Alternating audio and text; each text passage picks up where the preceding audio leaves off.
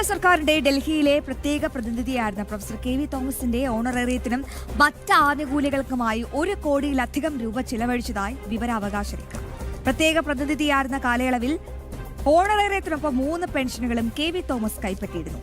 രാഷ്ട്രീയ നിയമനത്തിനായി കോടികൾ ചിലവഴിച്ചതിൽ ഇടതു സർക്കാരിനെതിരെ വിമർശനവും ശക്തമാവുകയാണ്. സർക്കാരിന്റെ പ്രത്യേക പ്രതിനിധിയായി ഡൽഹിയിൽ നിയോഗിച്ച കെ.വി. തോമസിന്റെ ഓണറേറിയവും മറ്റ് ചിലവുകൾക്കുമായി ചിലവിട്ടത് 1 കോടിയിലധികം രൂപയാണ്.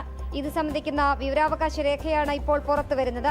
വിവരാവകാശ പ്രവർത്തകനായ രാജു വാഴക്കാലയ്ക്ക് ഡൽഹിയിലെ Kerala house public information officer നൽകിയ മറുപടിയിലാണ് വിവരങ്ങൾ വ്യക്തമാക്കുന്നത്. 2023 ജനുവരി 20-നാണ് കെ.വി. തോമസ് ചുമതലയേറ്റത്. 2026 മെയ് 4-നാണ് സ്ഥാനമൊഴിയുന്നത്.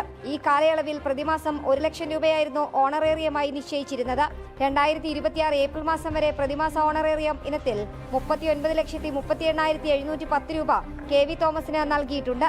പേഴ്സണൽ സ്റ്റാഫുകളുടെ ശമ്പളവും കോൺസോളിഡേറ്റഡ് പേയും ഇനത്തിൽ 61,83,500 രൂപ സർക്കാർ ചെലവഴിച്ചു.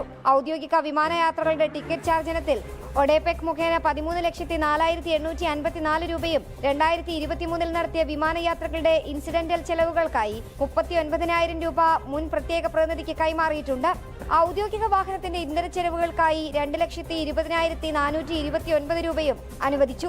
1 ലക്ഷം രൂപ ഓണറേറിയവും 71,000 രൂപ MP പെൻഷനും 26,000 രൂപ MLA പെൻഷനും ഉൾപ്പെടെ 1,97,000 രൂപയും തേവര SH കോളേജിലെ 33 വർഷത്തെ കെമിസ്ട്രി അധ്യാപകനായി പ്രവർത്തിച്ചതിനുള്ള അധ്യാപക പെൻഷനും ഒന്നിച്ചാണ് കെ.വി. തോമസ് കൈപ്പറ്റിയിരുന്നത്. ഒരേ സമയം കൈപ്പറ്റിയത് 1 ഓണറേറിയവും 3 പെൻഷനുകളും. പ്രത്യേക പ്രതിനിധിയായി കെ.വി. തോമസിനെ നിയമിച്ചത് വലിയ വിവാദങ്ങൾക്ക് വഴിവെച്ചിരുന്നു. ഇതിന് പിന്നാലെയാണ് ഖജനാവ് കാലിയായിരിക്കെ കോടികൾ ചെലവഴിച്ചതിൽ മുൻ സർക്കാരിനെതിരെ വിമർശനവും ഉയരുന്നത്.